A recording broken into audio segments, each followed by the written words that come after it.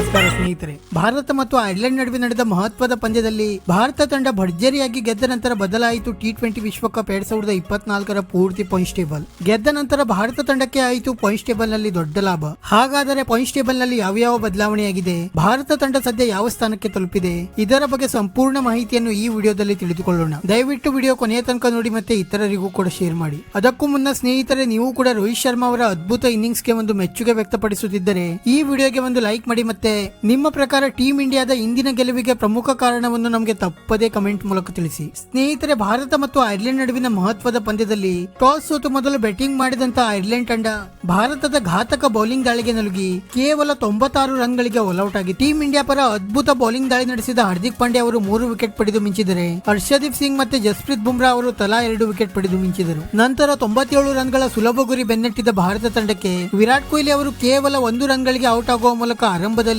ಆಘಾತ ನೀಡಿದರು. ಆದರೆ ನಂತರ ಅದ್ಭುತ ಬ್ಯಾಟಿಂಗ್ ನಡೆಸಿದ ರೋಹಿತ್ ಶರ್ಮಾ ಮತ್ತೆ ರಿಷಬ್ ಪಂತ್ ಅವರು ಭರ್ಜರಿ ಬ್ಯಾಟಿಂಗ್ ನಡೆಸಿ 13ನೇ ಓವರ್ನಲ್ಲಿಯೇ ಭಾರತ ತಂಡಕ್ಕೆ ಗೆಲುವನ್ನು ದೊರಕಿಸಿಕೊಟ್ಟರು. ಸ್ಫೋಟಕ ಬ್ಯಾಟಿಂಗ್ ನಡೆಸಿದ ರೋಹಿತ್ ಶರ್ಮಾ ಅವರು ಕೇವಲ 37 ಎಸೆತಗಳಲ್ಲಿ 3 ಸಿಕ್ಸರ್ ಮತ್ತೆ 4 ಬೌಂಡ್ರಿಗಳ ನೆರವಿನಿಂದ 52 ರನ್ ಸಿಡಿಸಿ ಮಿಂಚಿದರೆ ರಿಷಬ್ ಪಂತ್ ಅವರು 26 ಎಸೆತಗಳಲ್ಲಿ 2 ಸಿಕ್ಸರ್ ಮತ್ತೆ 3 ಬೌಂಡ್ರಿಗಳ ನೆರವಿನಿಂದ 36 ರನ್ ಸಿಡಿಸಿ ಭಾರತದ ಗೆಲುವಿನಲ್ಲಿ ಪ್ರಮುಖ ಪಾತ್ರ ವಹಿಸಿದರು. ಮತ್ತೆ ಟೀಮ್ ಇಂಡಿಯಾ ಈ ಪಂದ್ಯವನ್ನು ಭರ್ಜರಿಯಾಗಿ ಗೆದ್ದ ನಂತರ ಸದ್ಯದ ಟಿ20 ವಿಶ್ವಕಪ್ 2024 ಪಾಯಿಂಟ್ಸ್ ಟೇಬಲ್ ಕಡೆಗೆ ನೋಡುವುದಾದರೆ ಸದ್ಯ ಗ್ರೂಪ್ ಡಿ ನಲ್ಲಿ ಸೌತ್ ಆಫ್ರಿಕಾ ತಂಡ 1 ಪಂದ್ಯವನ್ನು ಆಡಿ 1ರಲ್ಲಿ ಗೆದ್ದು 2 ಅಂಕದೊಂದಿಗೆ ಮೊದಲ ಸ್ಥಾನದಲ್ಲಿದ್ದರೆ ನೆದರ್ಲೆಂಡ್ ತಂಡವು ಕೂಡ 1 ಪಂದ್ಯವನ್ನು ಆಡಿ 1ರಲ್ಲಿ ಗೆದ್ದು 2 ಅಂಕದೊಂದಿಗೆ 2ನೇ ಸ್ಥಾನದಲ್ಲಿದೆ. ಮತ್ತೆ ಯಾವುದೇ ಪಂದ್ಯಗಳನ್ನು ಆಡಿದ ಬಾಂಗ್ಲಾದೇಶ ತಂಡ 3ನೇ ಸ್ಥಾನದಲ್ಲಿದ್ದರೆ ನೇಪಾಳ ಮತ್ತೆ ಶ್ರೀಲಂಕಾ ತಂಡಗಳು ಆಡಿದ ಮೊದಲ ಪಂದ್ಯದಲ್ಲಿ ಸೋತು 4 ಮತ್ತೆ 5ನೇ ಸ್ಥಾನದಲ್ಲಿವೆ. ನಂತರ ಗ್ರೂಪ್ ಸಿ ನ ಪಾಯಿಂಟ್ಸ್ ಟೇಬಲ್ ಕಡೆಗೆ ನೋಡುವುದಾದರೆ ಸದ್ಯ ಅಫ್ಘಾನಿಸ್ತಾನ ತಂಡ 1 ಪಂದ್ಯವನ್ನು ಆಡಿ 1ರಲ್ಲಿ ಗೆದ್ದು 2 ಅಂಕದೊಂದಿಗೆ ಮೊದಲ ಸ್ಥಾನದಲ್ಲಿದ್ದರೆ ವೆಸ್ಟ್ ಇಂಡೀಸ್ ತಂಡವು ಕೂಡ 1 ಪಂದ್ಯವನ್ನು ಆಡಿ 1ರಲ್ಲಿ ಗೆದ್ದು 2 ಅಂಕದೊಂದಿಗೆ 2ನೇ ಸ್ಥಾನದಲ್ಲಿದೆ. ಮತ್ತೆ ಯಾವುದೇ ಪಂದ್ಯಗಳನ್ನು ಆಡದ ನ್ಯೂಜಿಲೆಂಡ್ ತಂಡ 3ನೇ ಸ್ಥಾನದಲ್ಲಿದ್ದರೆ